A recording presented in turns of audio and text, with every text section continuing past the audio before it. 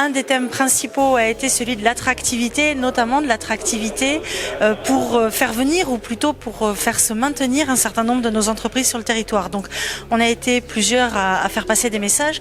Il me semble que ce qui est important, c'est d'abord de bien prendre en compte quelles sont les attentes des chefs d'entreprise et des salariés. Ces attentes, on les connaît, mais on sait aussi que, notamment depuis la crise sanitaire, elles ont évolué. On a des besoins qui ne sont pas forcément les mêmes, et donc il me semble que nos villes de taille moyenne sont toutes attractives pour des raisons qui ne sont pas forcément les mêmes, et c'est vraiment à chacun d'entre nous de trouver ces leviers qui pourraient manquer ou qui pourraient faire la différence pour que des gens effectivement viennent. On a beaucoup parlé de l'arrivée de nouveaux habitants dans nos territoires comme d'un phénomène de mode.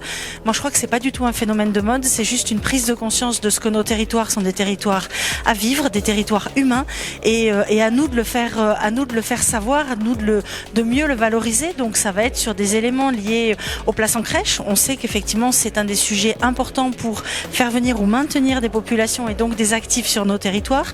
Ce sont bien évidemment toutes les questions de mobilité. En Albigeois, on va bientôt tester une navette qui partira des pôles de centralité vers les zones d'activité pour que justement les salariés des entreprises dans ces zones ne soient pas obligés de tous venir avec une voiture, mais au contraire qu'il puisse y avoir des transports en commun vraiment à destination de ces zones.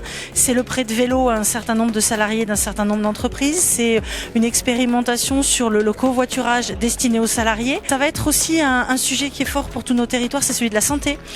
Comment faisons-nous pour dire aux gens, oui, maintenez-vous sur nos territoires ou venez vous installer sur nos territoires, vous y serez bien soignés. C'est un sujet qui concerne l'Albigeois comme il concerne finalement toutes les villes ou interco de France, et nous sommes finalement chacun à chercher des solutions, et comme je le disais, en Albigeois nous avons trouvé une solution qui pour le moment est assez innovante, c'est-à-dire que nous avons une association de médecins retraités, de généralistes et pédiatres retraités qui ont décidé de monter avec l'appui de la ville, de l'hôpital et de l'ARS un centre de consultation non programmé, et donc ils accueillent tous les jours de la semaine sur des rendez-vous qui ne sont pas des rendez-vous de médecins traitants mais bien de médecins soignants.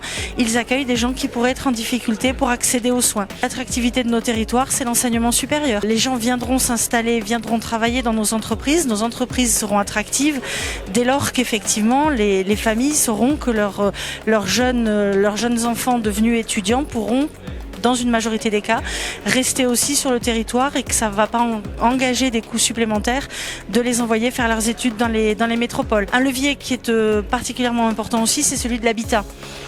Si nous voulons attirer des actifs, il faut que nous ayons une offre qui soit diversifiée en fonction de tous les profils. Et donc, on a eu l'occasion de parler de Cœur de Ville, qui en tout cas en Albigeois a été une immense réussite s'agissant notamment du volet habitat, puisque Action Logement, qui est le spécialiste du logement des salariés, Action Logement a débloqué des enveloppes très importantes. Au-delà de trouver des solutions pour aujourd'hui, on réfléchit aussi aux défis pour demain.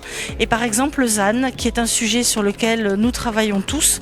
Le ZAN, comment allons-nous faire dans quelques années pour ne pas opposer industrie et agriculture, qui sont deux éléments de développement économique propres à nos territoires? Comment allons-nous faire pour que le ZAN n'oppose pas les terres réservées au développement économique et celles qui vont être réservées au développement de l'habitat? Ça aussi sont des défis, et c'est l'intérêt de Ville de France, c'est que nous pouvons réfléchir à la fois aux solutions de court terme, mais aussi aux enjeux qui nous attendent demain.